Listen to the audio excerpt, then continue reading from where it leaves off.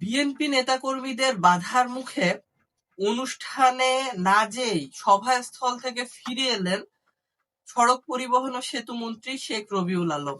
শেখ রবিউল আলম ধানমন্ডি থানা বিএনপির সভাপতি এবং তিনি সড়ক পরিবহন ও সেতু মন্ত্রণালয়ের দায়িত্বে আছেন। তিনি আজকে পটুয়াখালী গিয়েছিলেন।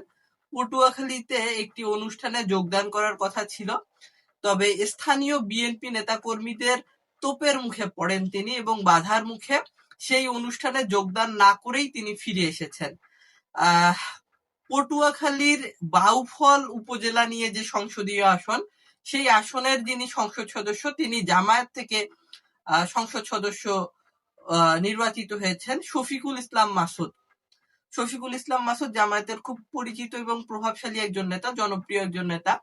তিনি বাউফলে একটি নদীর উপরে সেতু তৈরির প্রস্তাব করেছিলেন এবং সেই সেতু তৈরির সম্ভাব্যতা, ফিজিবিলিটি টেস্ট, সম্ভাব্যতা যাচাই করার জন্য বা এটি আসলে উপযোগী হবে কিনা বা লাভজনক হবে কিনা এই বিষয়টি সরেজমিনে ঘুরে আসার জন্য শেখ রবিউল আলম আজ ঢাকা থেকে পটুয়াখালীর বাউফলে গিয়েছিলেন।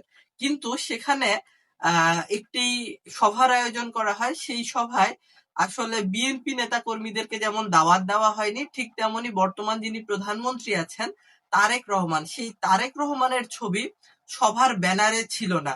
আসলে এই সফরটি ছিল বাউফলের যিনি এমপি, জামায়াতের যিনি এমপি, তিনি সড়ক পরিবহন ও সেতু মন্ত্রী শেখ রবিউল আলমকে অনুরোধ করেছিলেন, দাওয়াত দিয়েছিলেন, দাওয়াত দিয়ে অনুরোধ করে তার নির্বাচনী এলাকায় নিয়ে গিয়েছিলেন এবং সেই অনুষ্ঠানে যে দেখা যাচ্ছে যে যেহেতু প্রধানমন্ত্রীর ছবি তার সঙ্গে ওই অনুষ্ঠানের ব্যানারে ছিল না এবং স্থানীয় বিএনপি নেতাকর্মীদেরকে সেইভাবে দাওয়াত দেওয়া হয়নি, ঠিক এই কারণে বিএনপি নেতাকর্মীরা ক্ষুব্ধ হয়ে পড়ে, উত্তেজিত হয়ে পড়ে এবং তারা এক প্রকার বিক্ষোভ প্রদর্শন করে মন্ত্রীকে বাউফল থেকে দেখা যাচ্ছে যে পটুয়াখালী এবং ঢাকার উদ্দেশ্যে ফিরিয়ে দেয় আর কি।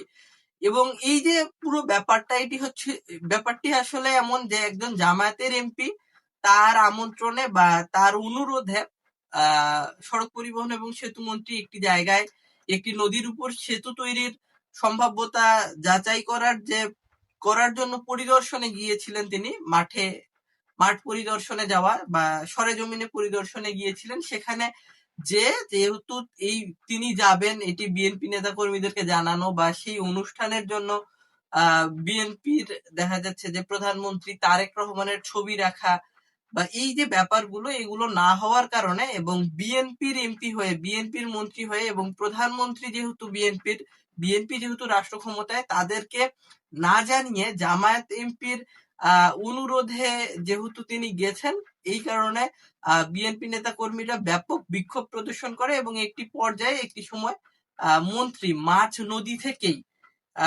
ফিরে আসতে বা ঘুরে আসতে বাধ্য হন।